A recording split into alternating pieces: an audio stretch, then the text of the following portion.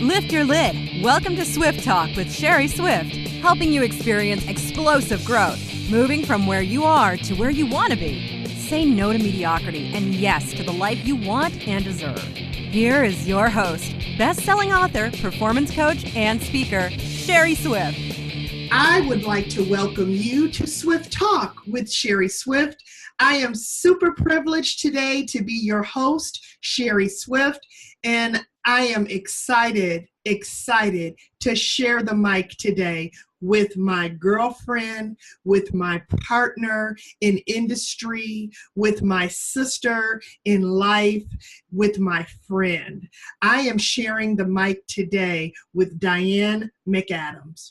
Now listen, let me tell you, Diane and I, we go back, and I count Diane to be in a very small inner circle that I have of people who I actually count to be confidants and friends. And I'm going to tell you something. I hold that circle really tight. And one of the reasons why I trust her and I am so grateful for her is because she shares a similar passion and love and skill set with me, and that's the desire to change other people's lives. Diane has the gift that God has given her of coaching and inspiring.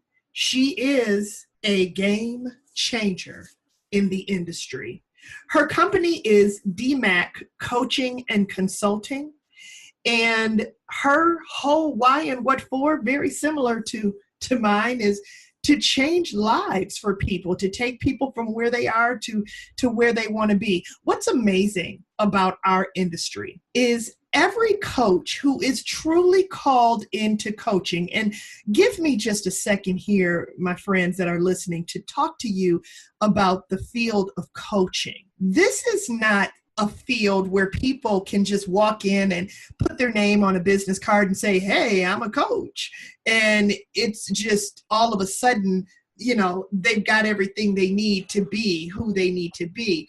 This is more of a calling than anything else. So what's amazing about our industry is I could line up 10 coaches who I respect and who I love and who I've got admiration for. And each one of those coaches have a different story. And the fact that we all have a different story, a different set of circumstances that we wear, like warriors wear a shield, the fact that we all have a different vision for what life can bring you and how to get over that shit, because we all communicate it differently. There's a different voice for everybody and anybody. And I'm going to tell you something else. You could have one coach in your life and then something happen in your life, and you will find that maybe that amazing coach that you had, which was all about productivity maybe and performance, but maybe they didn't have a story and maybe they've never been down through anything and they can't help you with this. Then it's time to find somebody who has actually experienced life. They own a roadmap. They can walk you down through the change. And it is because of all of this opportunity in our industry to help people and to change things for people that I welcome my friend Diane to the mic with me, because I want that you have a very unique 45 minutes to spend with these two women that all we want from this is for somebody out there to hear something that's going to change something and that's going to make way for something. So without further ado, I would like to welcome my girl, my friend, my sister, the one who traveled all the way from Louisiana for my wedding party. I'd like to welcome my friend Diane to Swift Talk. Diane, welcome to Swift Talk. Oh, Sherry, thank you so much. My goodness, I am blessed beyond words, blessed. Thank you. Thank you for having me. I am so excited to be sharing this mic with you today, girl. I am super excited. I am too. I don't know how I'm standing here. I should be, I'm just kind of floating around because I'm a lot of energy going on right now. Just a lot of energy. So Listen, let's have a conversation about recovery, right? About recovery, about spiritual recovery, about mental recovery, about health recovery, about economic recovery. Let's just talk about recovery for a little bit. That sounds like a good topic. Okay. Because I've sure been in it for a little while. Girl, listen. I'm living the process. You know. Yes. I know. So listen, before we start talking about the process that you're living, I want to take a moment just to tell our listeners how you and I became such good friends, right?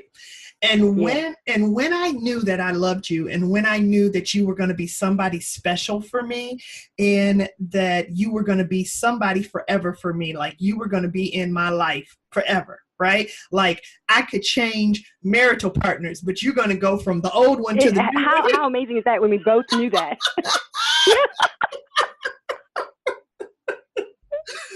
Oh, and I would be there.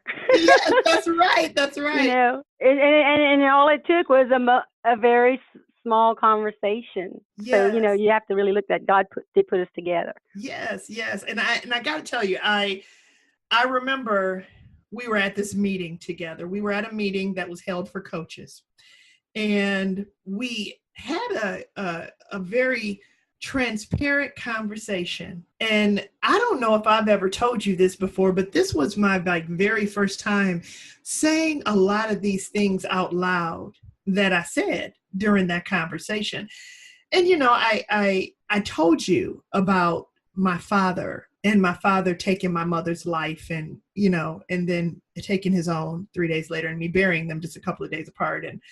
And I proceeded to tell you about the misery of my marriage. And listen, girl, I'm not a crier, but I sat there in that conversation with you and a couple of other people, and I think that I cried harder during that conversation than I had cried in years. And that was a tremendous turning point for me.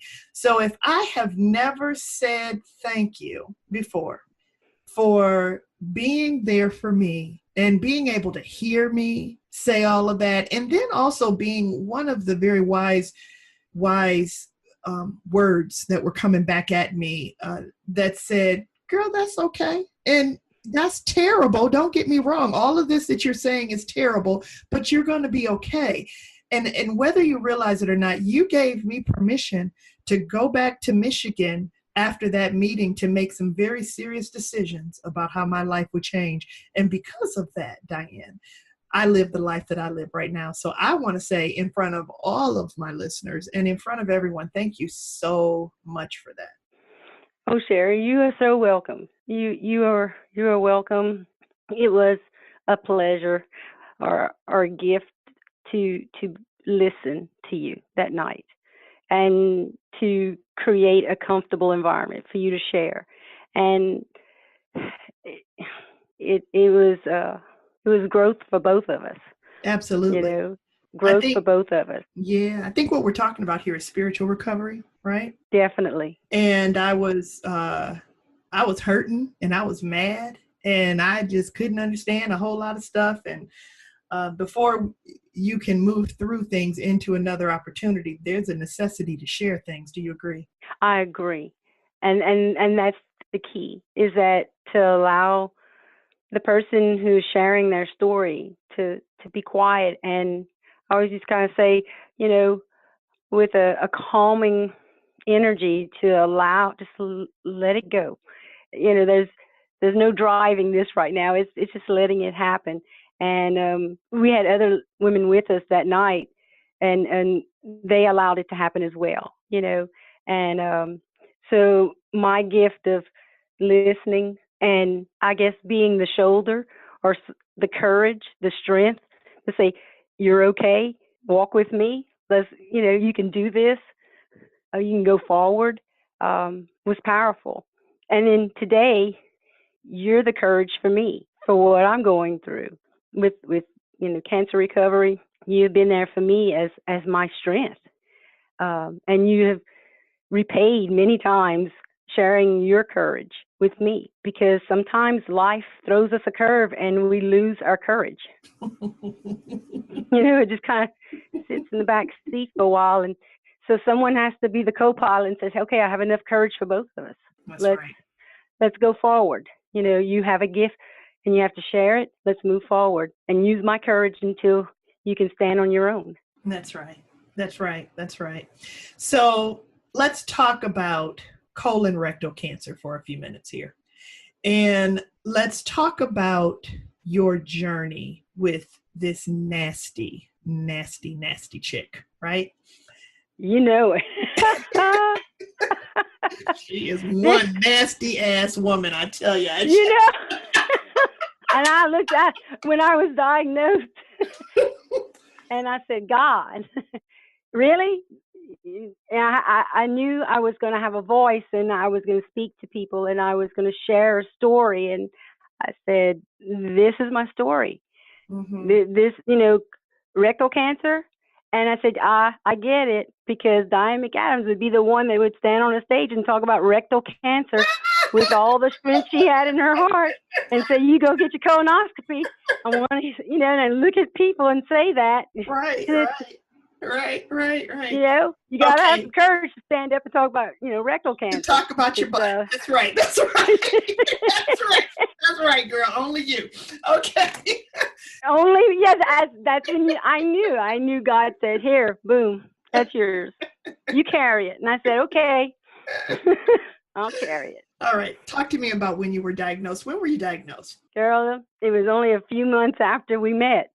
Okay. Which is interesting because, this type of cancer is a very slow growing cancer. And I guess, Louisiana, we're up there because we like a lot of red meat and we like to probably drink and there are smokers and there are people that don't maybe do enough exercise. It's a lot of environmental type stimulus that I guess is why we're probably in the top 5 states with high rates of colon cancer. Is that right? So, yes. So tell me, what do they say? What's the cause of colon cancer then? I think you kind of spoke to it a little bit, but. Well, those are factors that may play a role in it.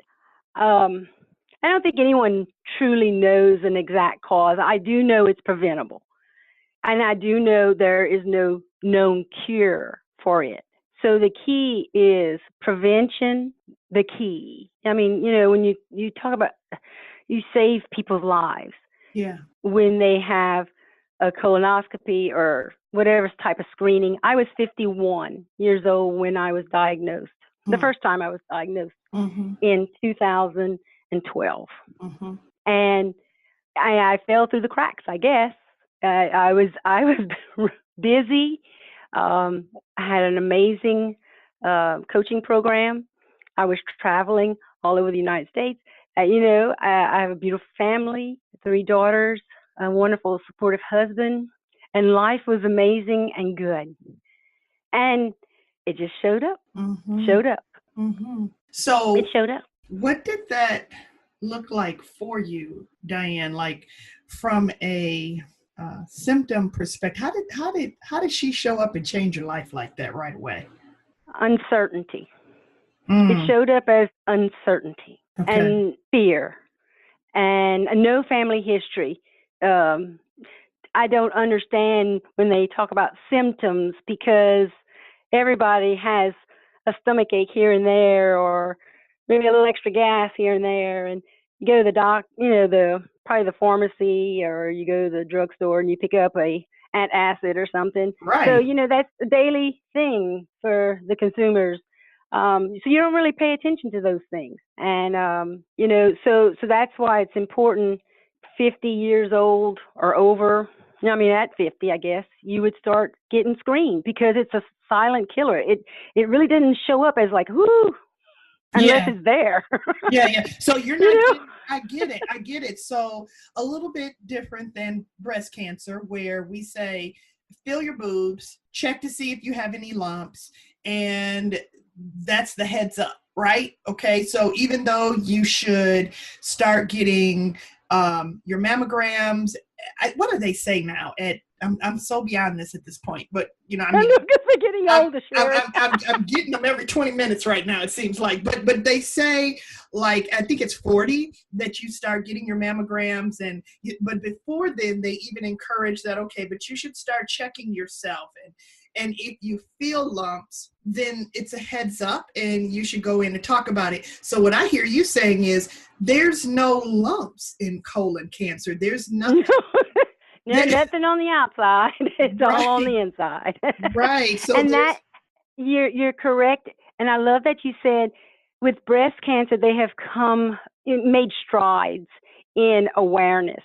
And you go into the doctor's offices and you see posters about it, and doctors, they notice, oh, it's time for this. Let me schedule you a mammogram. And they have these amazing conversations. And yet today, still so many women, close friends of ours, have passed away from breast cancer.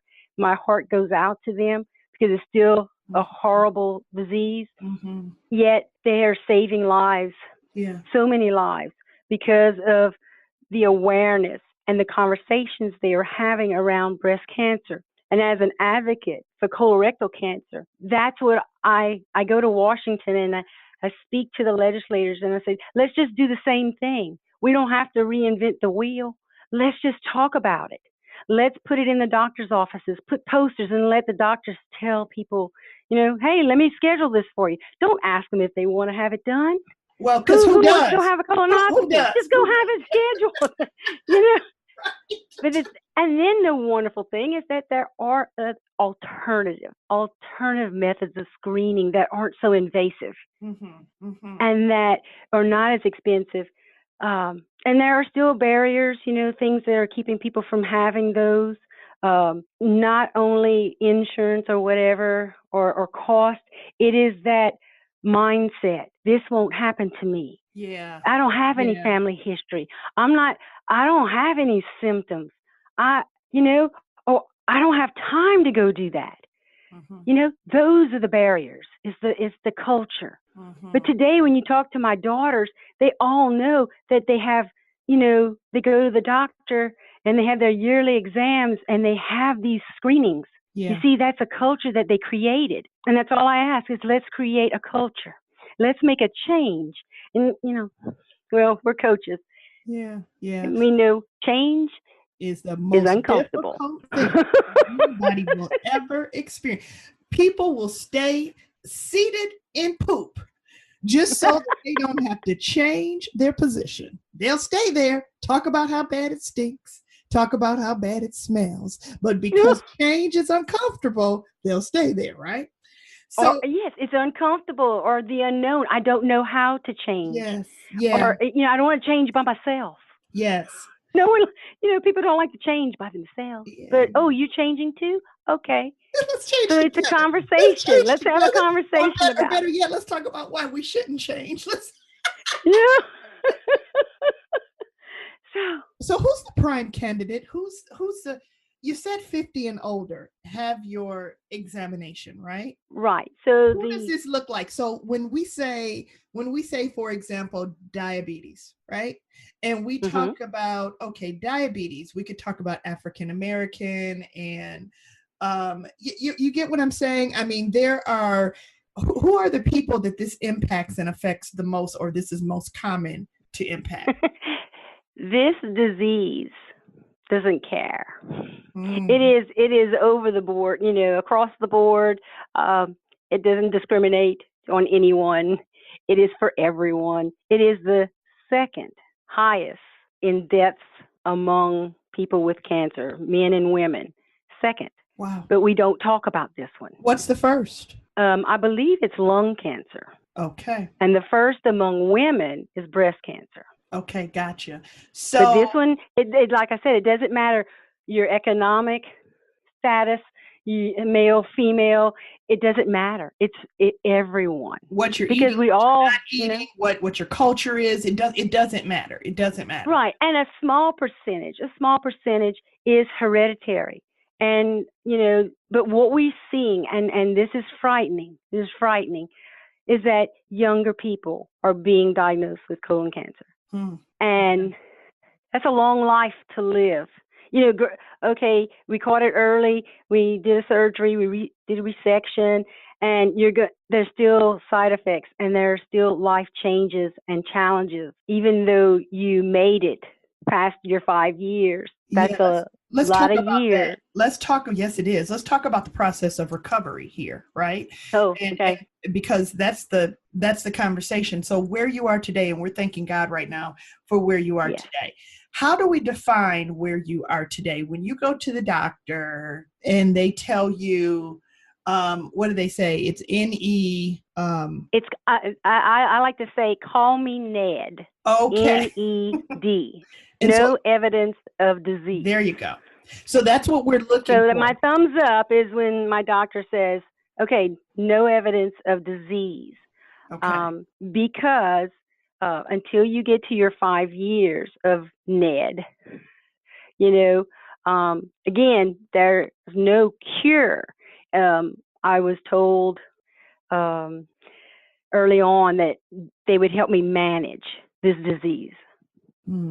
We will help you manage. And so when I was diagnosed in 2012, it was a stage 1. So they found the polyp. It's little polyps that grow in your large intestine, or mine was rectum, and you wouldn't know those, but through the colonoscopy they detect them.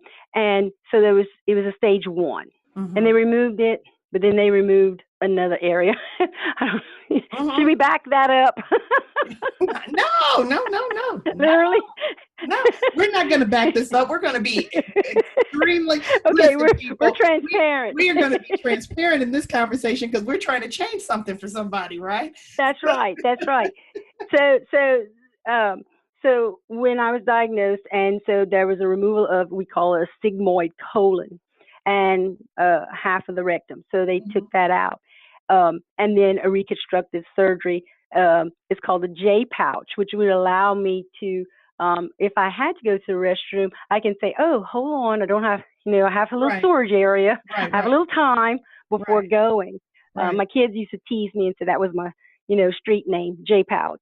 Because you got to laugh at all this stuff, right? You just got to laugh at it. You got to keep a sense of humor. You do. Exactly. And we did. And I was a good place in my life because I had been coaching. I was being coached by a wonderful coach. So my attitude, my perspective on how to go through this was at its highest. And I thank God every day that I was almost like being prepared to handle this, because it was a lot to go through. And then a year later, it returned in my left lower lung. And so I moved from a stage 1 to a stage 4 with METs, meaning it metastasized. It moved to a distant organ. Well, at that point, it was a bigger shocker because, they always say you don't look at the internet for statistics, but I'm a coach and I'm results oriented, and I'm looking at statistics and numbers and damn numbers, and I'm researching, right? All that C came out. You're like, oh my goodness, boom, check it out and find out what we need to do. Yes, exactly. I want some reality, and I want the information, and it at the time it was 17% chance of survival to 5 years. And I remember my coach and a lot of our training, choose where you want to be. And I was like, I'll be on that 17%. That's the side I want to be. So that's what I have focused. As long as I focus that I will be on that 7%, that percentage is going to make it, that's where I'll be. And that's what I hold true to this day. As I continue to be Ned, is that's the side I'm going to be on. That's right. And I work to be on that side. That's right. And then I work to advocate for others so that we can improve those odds. So if you could create a charge right now for people who are listening, a call to action as it relates to what they need to do to be proactive in prevention, what would it be? And we're talking to everybody. It's not one set of somebody's we're talking to. It's not men, it's not women, it's not only young men or only older men and older women. What would be your charge or call to action? It would be your environment. Be aware that choices you are making. Have a balanced diet. Listen to your body. Pay attention to the signs. It's not really sure what signs, but you'll know it doesn't feel right. Something's not right. Mm-hmm. And slow down. Take time to consult with your medical team, your physician, family physician. Just, have a conversation. Go speak to them. Let them guide you in the direction that you need to go. It's people that are 50 and over, that's when it's recommended to start having, screening. If you have a family history, like my girls, 10 years before I would have been diagnosed, so at the age of 41, they need to have their colonoscopies. Mm-hmm. But my girls, one has had it already. The others, if they have symptoms, they will have it, because we want to take action. We want to be proactive. We, eat a better diet. We're doing more exercise. And again, let's have conversations. If you're having problems, talk about it. Yeah, exactly. If you, talk about it. And, and then when you see others, allow the conversation to happen. You know how it's real. Poor people, when they see me coming, they're probably like, oh no, here she is again. She's going to say, did you have your colonoscopy? Let's see, you said you were going to have one. And yet, they're so sweet, and they allow me to question. Did you have yours yet? Did you take action? Did you make the appointment? Did you tell your loved ones? Did you tell your mom and dad? Because I deal with a lot of, high school kids, your parents, your grandparents, share, tell them how important they are. And if they haven't had theirs yet, ask them to do it. Ask them to do it for you because you want them there. Yeah. I think that today in this world that we live in, we all run around so busy. I mean, busy is like the new fad. Like the more busy you are, the better you look from the outside, right? And so we all run around so busy, just working to be busier. And what we more often than not miss is the self, the caring for self, the necessity for self-care, right? Yeah. Yes. And because without us, Yeah, absolutely. Absolutely. Yeah. So you can't help other people if you're not here. That's you can't do things if you're not here. And That's right. we cannot take this lightly, lightly, that it wouldn't happen to you. But we can prevent it if we take action. We can prevent it. And that's the key. I want to take just a strong position and tell everybody to please, just take a moment, and no matter how, we're not high schoolers unless you happen to be a high schooler listening to this. And if you are a high schooler listening to this, then you need to man or woman up and have a serious conversation with your parents and your grandparents. But most of us who are adults are not high schoolers, and we can have this important conversation about symptoms, about possibility, about when we're just not feeling right or something's just not right.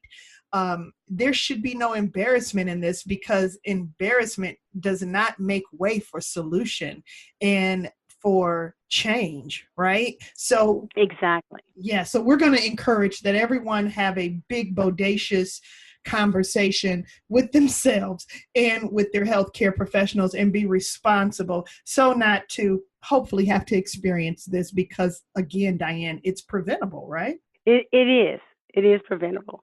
And I'm thankful that the surgeons are there at MD Anderson, and they've helped me, and I've had a huge team, and also outside of the modern medical world, I've done different things to support in my recovery. Yeah. We talked about it a little bit.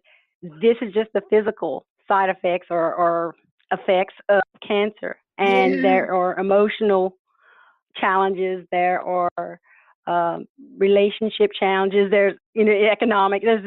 Yeah, exactly. Let's get into that a little bit, because I want to first talk about the spiritual challenges when something big happens in your world, whether it's cancer, whether it's a tragedy similar to mine. whether it's a marriage falling apart, that was not my tragedy. That was my opportunity. Let's make sure we're clear on that. Because we were thankful for everywhere we were, and that was a part of the plan. And right. But when these things happen, spiritual recovery and the necessity to still trust something bigger than you, believe in something bigger than you, not lose every ounce of your faith that ever existed just because things aren't going your way right now, right? Exactly. I think we are amazingly self-absorbed and entitled. And I say this as a person who has spent time in that bubble of being self-absorbed and entitled. When you look at your circumstances and you go, how could you do this to me? Right? And everybody, yes. And I give permission that you have moments, and you must have your moments. That's a human need, to have that moment. Yes. It's a moment, because it's not where you're going to stay. Mm-mm. But you can have the moment. Now, be careful that you don't spread this moment to all the other people around you. Listen, don't be watching this on everybody, right? I know, right? Listen, everything is social media, is it? I mean, like, look, we don't need to know just how mad you are about everything on Facebook, do we? Exactly. And we want to be real. We want to be real and say, okay, I'm not having a good day or whatever it is, but or I'm having certain challenges. I think it's all about the words we're using. But we can stay in that moment for a moment. Give yourself that moment. Yeah. Because it's part of a human. And then you have to have the faith, hope. That's right. A truth. What is the truth? What do you know? And what's the reality that you know? And this woman, and I don't even know her name, and I met her at a meeting, and this is what she told me, which, you never know what little conversation you will have with someone that will have a huge impact years from when you had the conversation. That would be life-changing for this person if you had that little conversation. And she told me, she says, Diane, when you feeling up the pain, or you feeling the discouragement or anxiety or anger, I've had a lot of anger, right? Because of things I couldn't do anymore, and these moments of being upset. She says, thank God. Give him thanks right there at that moment. Say, thank you, because you're still here. That's right. You're experiencing this. You're not experiencing this. You are, because to not experience this, let's just be clear, would be worse, because you would be dead, right? So, and so I taught myself, and when it's some ugly stuff, right? It's some ugly stuff that are going to happen, and I would laugh, and I'm laughing and say, okay, thank you for reminding me. I am still here. I'm still here for my kids. Yeah. I'm still here for my husband. I'm celebrating, my oldest daughter had her first child, my first grandson. He made a year old in November. I mean, those years ago when I was first diagnosed, at that moment, I could not visualize 5 years. Yeah. It seems so far away. It always does when you're in the middle of it. all these things that my goals and my dreams and the things I wanted in life, I got to prioritize, though. It really made sense to me at that point what the priorities were in my life. And those, I really got to chunk it down, bring it smaller. What were the most important things in my life? Yeah. And to know that I couldn't even see that. And now it's been, 5-6 years since the first, original diagnosis. And now I have a grandson, and our family's growing, and and I'm talking to you on a podcast, right? From Louisiana. Right. I know. So here's the thing. I will tell you this, as we transition our conversation into mental recovery, I will tell you this, that I was mad with God for a very long time. And I mean, I was so mad with my God, and I say my God because I know many different people have many different versions of how they identify with spirituality, and I think that's amazing. So I say that I was mad with my God for a very long time, because how dare you do this to my family? How dare you do this to me? How dare you have me experience this when we have been so ride or die for you and worshiped you? And, and so I was angry. And listen, I was angry, girl, to the extent that some of the things that I said, I should not have ever been forgiven for. And genuinely did not pray, did not meditate, did not, nothing. My inner ear was closed down. I wasn't wanting to hear from him. He wasn't hearing from me. It was a full blown out separation. Okay. So I'm sorry, I'm laughing. I know, but I'm not really sorry. I'm laughing. No, this is it. This is it. This is real stuff right here. We laugh now. That's right. We laugh now. So what I want to share with anyone who's listening here is that, like you just said, Diane, give yourself that moment. Know that if you are in that moment or you've had that moment, it's okay. And you need to experience whatever the feelings are that you are experiencing as you move through to the other side. The only way out sometimes is through. And so you have to go through it. Give yourself the opportunity to experience where you are, because there is an after that. There's an after that. So grace and mercy if you're a little angry, grace and mercy if you are pissed off, grace and mercy if you don't want to talk spirituality, grace and mercy if you're saying, to hell with that pew at church, I ain't going, grace and mercy if that's not what you're feeling right now, because whatever you believe to be your higher power, and even if you don't believe that there's a higher power, whatever it is that you do that holds you down in the midst of these tragedies and circumstances, it's going to be there when you're better and when this moment is over. So give yourself that, right? And that, what you just said, it's still going to be there, because what I realized when I was quiet, and away from everything, all this movement in my world that was going on at the time, is that life goes on no matter where you are. If you're quiet, life is still going on for others. And you can't be upset with them, and that, because life goes on, because your life, when other people are suffering around you, it made me aware of others that were suffering in silence around me that I was not paying attention to. I wasn't checking on them. And I could do better, just the judgment, I believe, I was having on people's actions. I knew every bathroom on the way from Louisiana, from Farmerville, Louisiana, all the way to Houston, Texas. Because, man, I've made a lot of stops. And it's amazing how we judge people if they're not going quick enough, right? Yeah. They're taking, you're using up the bathroom, you're inconsiderate. And it made me aware that maybe they have something else going on. You don't know what people are doing. Don't judge them. Don't judge them. Yeah. Because that is not the reality. What reality is, I'm standing here and I will be in some patience, and I will give patience. Yes. And I won't create the story about these people. Yeah, exactly. How do you deal with the mental recovery? So the fact. Ask my husband. Who is a angel? He is an angel straight from the heavens, right? I mean, he is. My husband is amazing and wonderful, 100% supportive of all my, my amazing ups and some interesting downs. Yes. And it's a roller coaster, and we give thanks for the roller coaster ride because it's good. I want to be here, and I want to ride the roller coaster. Right. I'm good. Right. Yay! Raise your hands. What do you give yourself? Hands are up. What do you give yourself? I'm not like talking prescription, but what do you give yourself to pick yourself up from those moments? How do you deal with this mentally? What are you reading? What are you listening to? How do you refuel? Definitely, it's the influences around you. You choose, because God gave us a choice. And so I chose what I was going to listen to.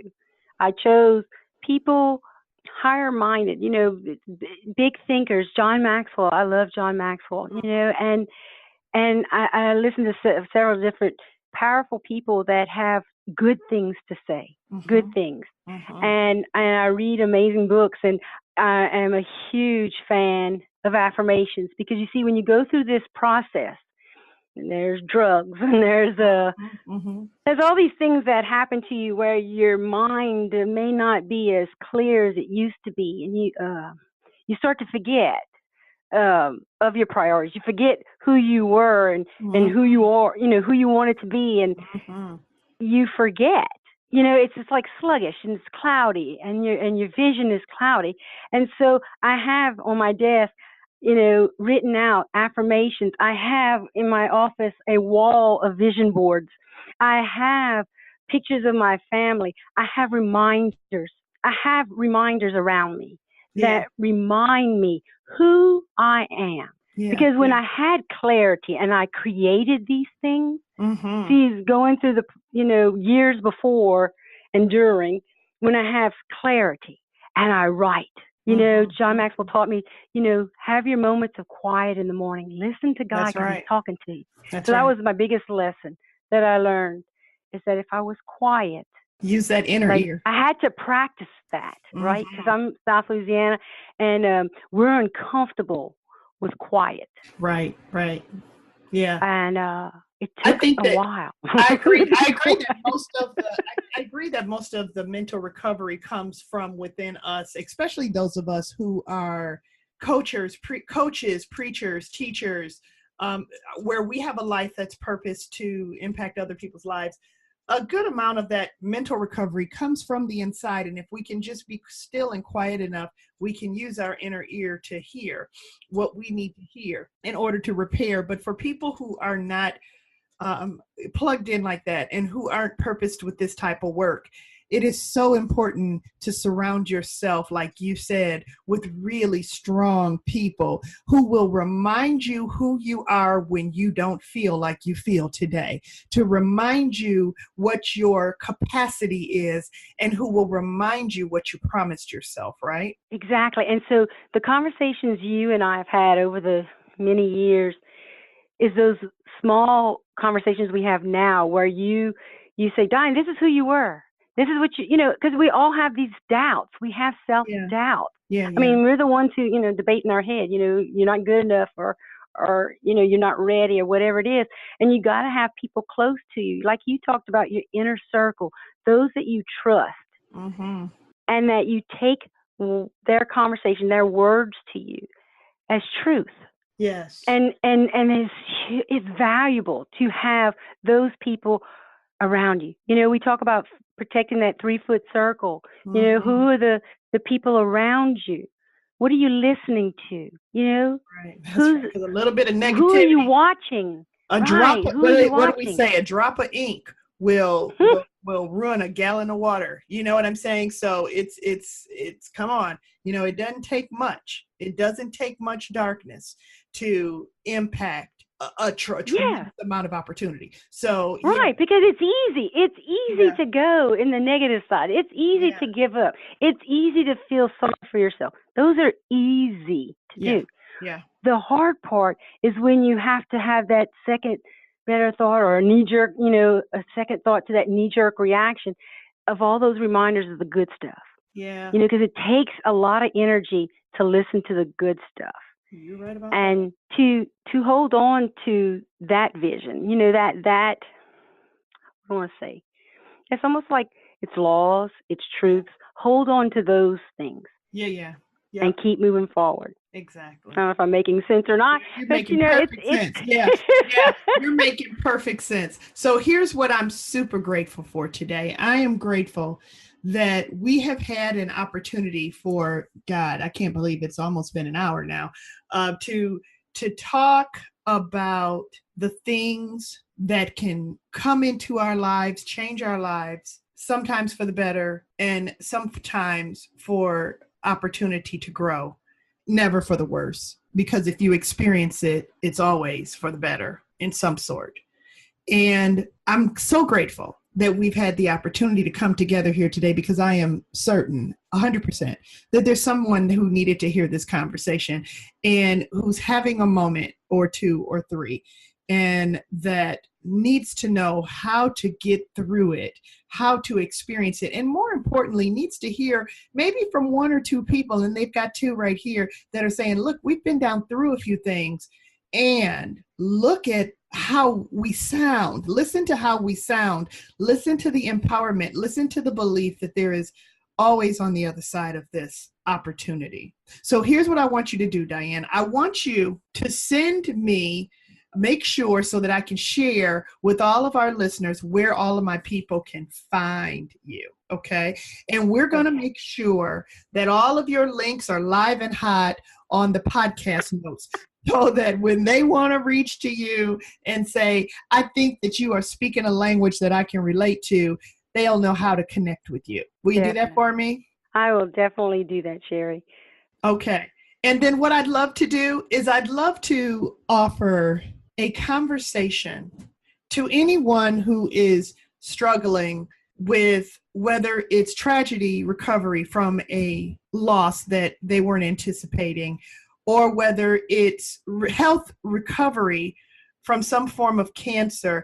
I'd love to offer a no obligation, no cost conversation to help someone move through that conversation. So I would encourage any of my listeners to send me that are struggling with something like this, to send me an email to swifttalk@sherryswift.com, so that Diane or I, depending upon what your circumstance is, can choose a time that would be an opportunity to help you through, even if it's for only 20 to 30 minutes. Are you game for that, Diane?